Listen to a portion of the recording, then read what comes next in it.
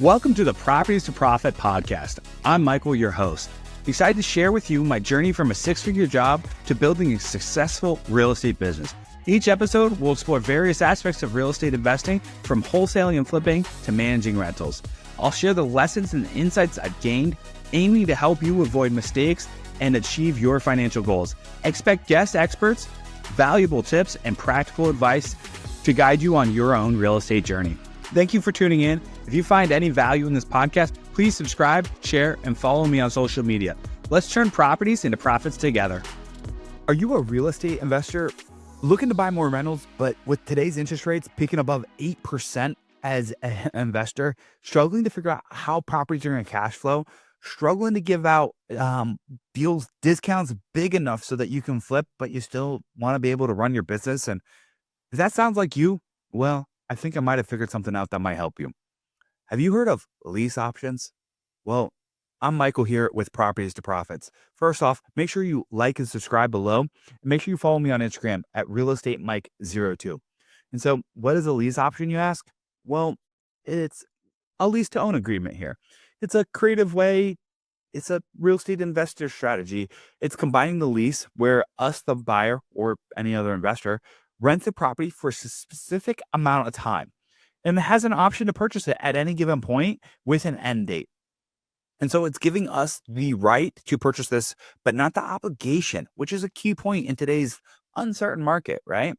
And it's determining a price to purchase it at with or at the end of that lease term. The nice thing about it, it offers quite a bit of flexibility, giving you control of the property without immediate ownership in today's high interest rate environment. Predetermined price. A lot of times you can lock in today's market value at a discount, and hopefully you're going to benefit off of the future appreciation that we all think is coming back in the real estate markets, especially in markets that I'm in here in Columbus, Ohio, and surrounding area. And the last but not least, you get to control the rent. At this point, right? You can decide how much of the lease payment goes towards the purchase price of the house. Everything is negotiable right here, okay? And so, man, how does this benefit the seller, you're going to ask? Well, this is great for people who potentially owe too much. They bought their house in the last 3 years or so. They might be at 75 to 95% of purchase price. And a lot of times they've been on the market. They're not getting their sale price that their realtor promised, and they don't want to get behind. They're tired of the stress of the current mortgage payment. A lot of times they're moving to downsize or moving out of state because family situations changed. Maybe they went through a divorce, right? And if they have a $3,000 mortgage payment and you can cut that down to $1,000 that they have to be reliable for, and you're paying an additional $2,000, that can be a huge win. A lot of people can budget expenses. It's just hard to come up with big down payments if they end up getting upside down on the house. And so what you're doing is helping the seller reduce their financial strain, their burden that they're dealing with, and they haven't quite found the solution yet. And this allows them to avoid any more price drops. It allows them to lock in whatever equity they have left when you guys agree on a purchase price. And this is great for properties that have been on the market for 180 plus days. They've already experienced the price reductions, and this is going to allow them to stop the bleeding that they're experiencing right now with selling their house. Now, before you buy a house, you want to make sure it's a newer house or it doesn't need any major repairs. We're doing full inspections on these. We don't want to be caught buying this lease option and then having to put a $20,000 repair into it, or $30,000 or more. That could really make the numbers really difficult. And so that's huge when looking for these lease options.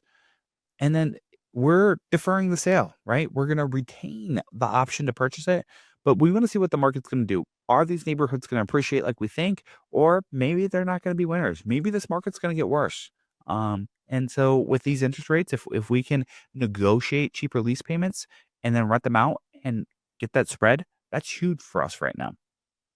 And then the benefit to me is I get to control a house. That very little money out of pocket here. A lot of times we're getting these for 1 or 2 months payments up front, and that is it.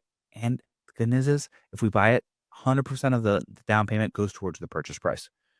And then we have lease payments along the way. And that's allowing us to conserve cash for those really good deals that we can make money on for flips, right?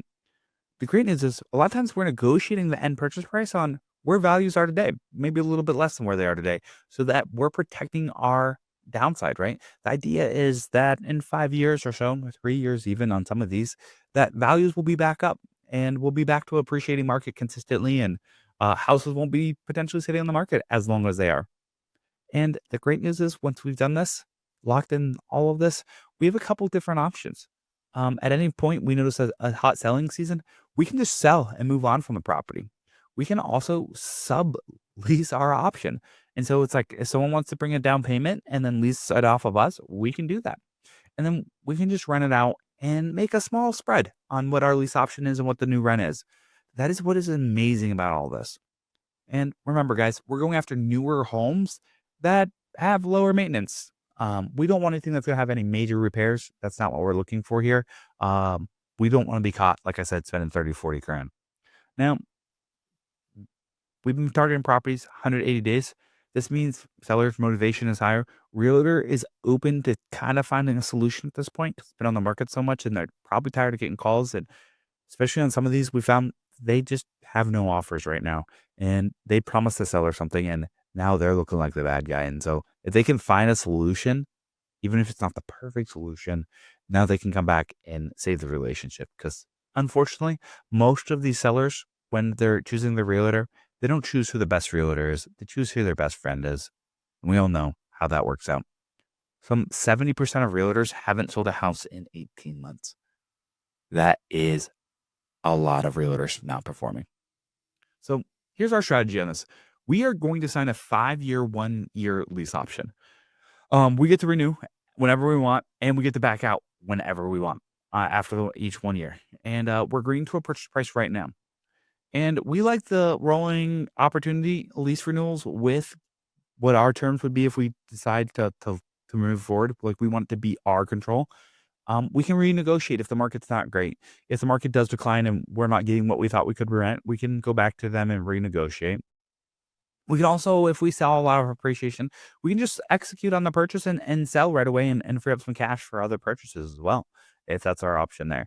And at any point, let's just say the house isn't what we thought it was or we want it to be. We can just walk away from here and the seller earned a little bit of cash and they can go sell it down the road. And then make sure when you're doing these, if you're going to sublease it to someone else to purchase, you're vetting them. Make sure, just like with a rental, you'd make sure they have standard cash in the bank. They make X amount of times and they have a deposit, right? Because you don't want to make sure put a seller in a tougher spot than what situation they're already in. And so remember, guys, if you see a property that's been on the market for a substantial amount of time, it doesn't need any major updates, and you can come in and really help the seller and let them protect the little bit of equity they might have left. And remember, it creates a win-win. It creates the sellers get to escape their financial burden, and you gain a low-risk, high-potential investment. And I think at the end of the day, that's what all of us investors are looking for. So let me know what your guys' thoughts are on this. If you're going to use this strategy to maybe go get a couple more cash flowing properties and potentially, hopefully, build your equity with little money out of pocket. If you guys found any value in this, make sure you follow me on real estate or Instagram. It is realestatemic02.